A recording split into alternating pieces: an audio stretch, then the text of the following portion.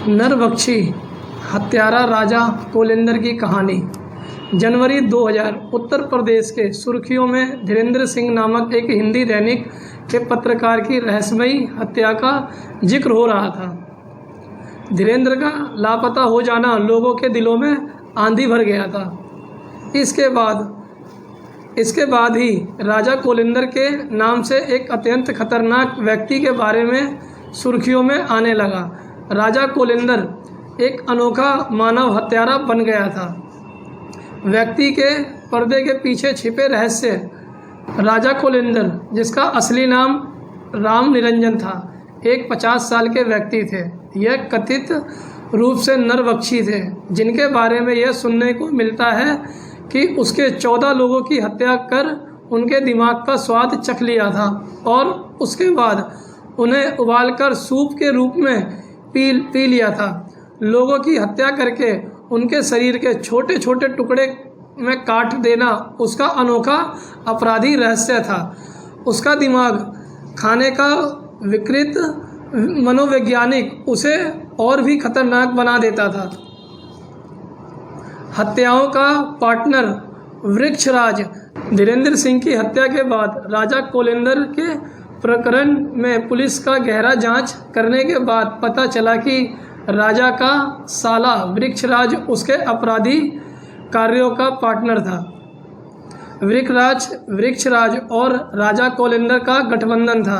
यह भी सामने आया कि धीरेंद्र की हत्या का प्रयास राजा कोलिंदर और वृक्षराज के द्वारा हुआ था।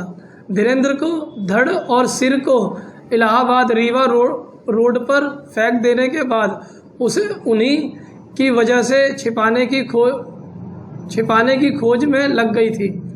पुलिस की जांच में सच्चाई का पर्दाफाश वृक्षराज की पत्नी फूलन देवी जिला पंचायत सदस्य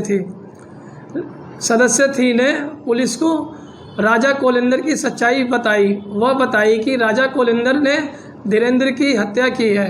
पुलिस कोर्ट डायरी भी मिली, जिसे राजा कोलिंदर कोर्ट डायरी कहता था। इसमें उसने अपने पीड़ितों के बारे में विवरण दिया था और उन लोगों के बारे में भी जिन्हें वह मारना चाहता था। उसे खुद राजा और जज समझने की बड़ी आई दिमाग थी। अदालत का फैसला। फरवरी 2012 में राजा कोलिंदर और वृक्षराज को अपराधियों के रूप में दोषी पाया गया। न्यायाधीश मेहताब अहमद ने उन्हें आजीवन कारावास की सज़ा सुनाई। प्रत्येक आरोपी पर भी आपत्तिजनक धनराशि का जुर्माना और 3 साल का कठोर कारावास लगाया गया। राजा कोलिंदर की खतरनाक आपराधिक कहानी उसके बर्ताव से लोगों को कांपती थी। उसके रहस्यमयी अपराधों ने उत्तर प्रदेश को गहरे अंधकार से घेर लिया था। इस घटना ने इलाहाबाद को भी झकझोर दिया था और लोगों को अपनी सुरक्षा के लिए चौंका दिया था। धीरेंद्र सिंह की हत्या राजा कोलिंदर के साजिशपूर्ण खेल से जुड़ी थी, जो उसके दिमाग की विकृतता का परिचय करती थी। समापित यह थी राजा कोलिंदर, जिसे अपने विकृत मनोविज्ञान के चलते नरबख्शी कहा जाता था। उसकी दुनिया भयानक रहस्यों से भरी थी। उसके आपराधिक कार्यों के पीछे के कारण लोग कहते थे कि उसका दिमाग उल्टा काम करता है। धीरेंद्र सिंह की हत्या के पीछे राजा कोलिंदर के हाथों की सच्चाई सामने आने से उत्तर प्रदेश के लोग रह गए हैरान। यह देखने के लिए अब वक्त पर्दाफाश होती रही।